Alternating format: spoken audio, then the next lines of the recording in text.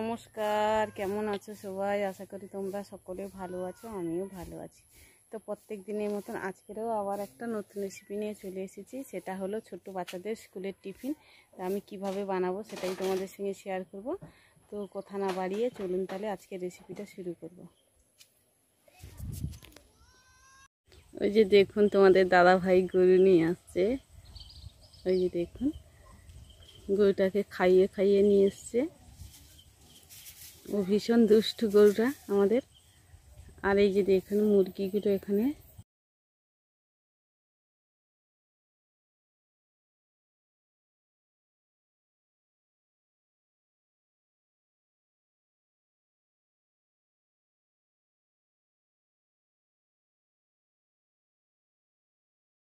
এই যে দেখুন, আজকে টিফিনটা বানানোর জন্য এই যে কিছুটা আটা নিয়েছি। এই আটাটার মধ্যে আমি কিছুটা লবণ দিয়ে দেব।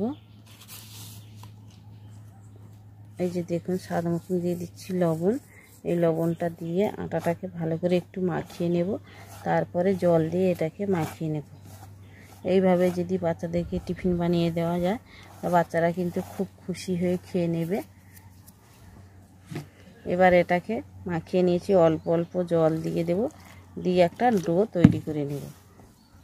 এইভাবে অল্প অল্প জল দিতে হবে আর মাখাতে হবে।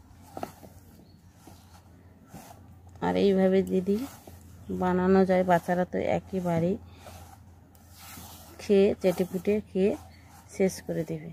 তো আমি এখন অল্প অল্প জল দিয়ে একটা শক্ত ডো তৈরি করে নেব। এই যে দেখুন, ভালো করে এটাকে মাখিয়ে নিয়েছি। আর এটাকে ভালো করে মাখিয়ে নিতে হবে এইভাবে। আর এখানে দেখুন একটা আদা চুরুনি নিয়েছি। এবার এটার মধ্যে আমি শেপ দিয়ে নেব। এখান থেকে আমি একটু ছোট ছোট করে কেটে নিচ্ছি। দেখুন,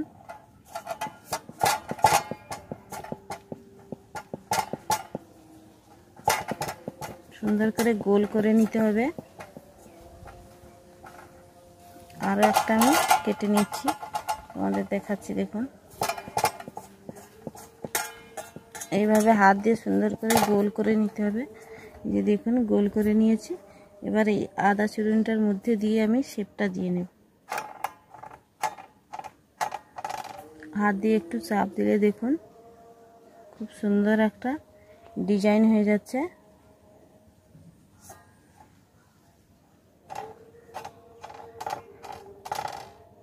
তো এইভাবে আমি এই যে দেখুন আরও একটা দেখাচ্ছি।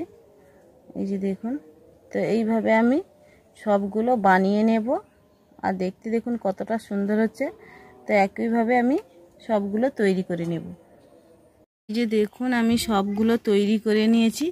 এবার এটাকে গরম জলে এটাকে ভাপিয়ে নেব। এই যে দেখুন, এখানে আমি জলটা ফুটতে শুরু করতে এইগুলোকে আমি দিয়ে দিচ্ছি। এটাকে জলটা ফুটতে শুরু করলে তারপরে দিয়ে দিতে হবে। দিয়ে এটাকে আমি ভাপিয়ে নেব 7-8 মিনিট। সবগুলো একইভাবে সবগুলো দিয়ে দিচ্ছি। আমি আমার মতন ডিজাইনটা তৈরি করে নিয়েছি। তোমরা তোমাদের নিজেদের মতন ডিজাইন তৈরি করে নিতে পারো। এই যে দেখুন, সবগুলো আমার দেওয়া হয়ে গেছে। এবার এটাকে আমি একটু ভাপিয়ে নেব 7-8 মিনিট।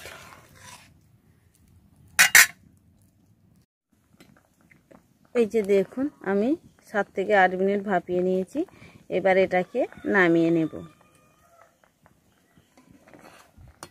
এই যে দেখুন, এটাকে ভাপিয়ে তুলে নিয়েছি। একদম সিদ্ধ হয়ে গেছে। এই যে দেখুন, একদম সিদ্ধ করে নিয়েছি।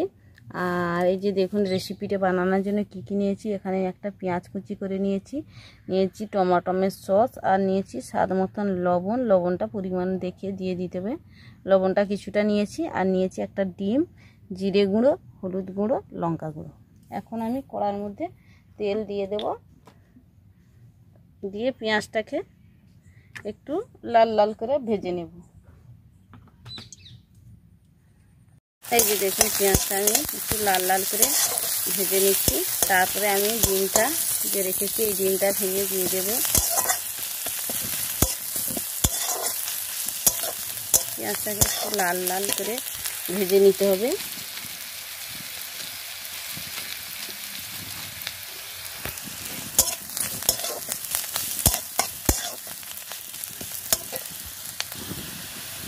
এই যে দেখুন পেঁয়াজটা একটু লাল লাল করে ভাজা হয়ে গেছে।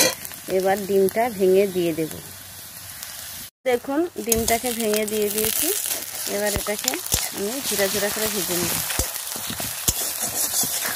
এইভাবে ঝুরা ঝুরা করে ভেজে নিতে হবে। তারপরে যে হলুদ গুঁড়ো আর লঙ্কা গুঁড়ো দিয়ে দেব। দিয়ে দিচ্ছি হলুদ গুঁড়ো আর দিয়ে দেবো স্বাদ মতন লঙ্কা গুঁড়ো আর দিয়ে দেবো কিছুটা লবণ দিয়ে এটাকে ভালো করে ঝুরা ঝুরা করে নেব। দেখুন ঝুরা ঝুরা করে ভেজে নিয়েছি। এবার যেগুলো সিদ্ধ করে রেখেছি এটাকে দিয়ে একটু নাড়াচাড়া করে নেব।